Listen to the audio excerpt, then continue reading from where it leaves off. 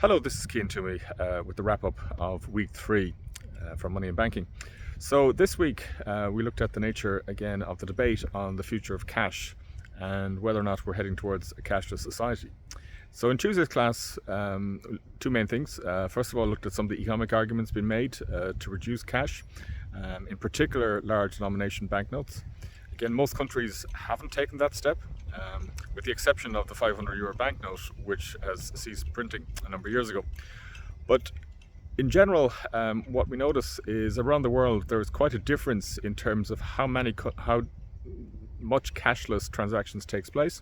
So, for example, at one extreme we have a country like Sweden, where it's essentially fully cashless at this stage, and also they're no longer printing new banknotes.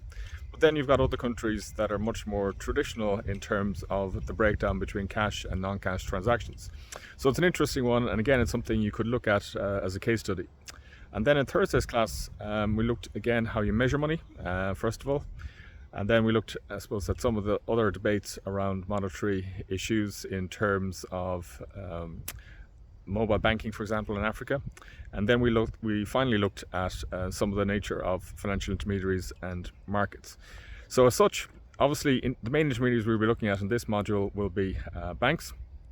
And to that end, we'll be starting next week looking at fintechs first of all, and then traditional banking, and see how the two compare. So just out of interest, this week has also been a really important week for global financial markets. So in particular, have a look at what's happened to the exchange rate between the US dollar, sterling and euro. And secondly, look at what's been happening with bond yields. So we'll be coming to these topics in due course when we look at central banking in general. So just out of interest, I'm coming to you today from Cork, specifically Photo House and Gardens. So it's an interesting backdrop, and one that I would recommend if you're ever in Cork. Okay, thank you.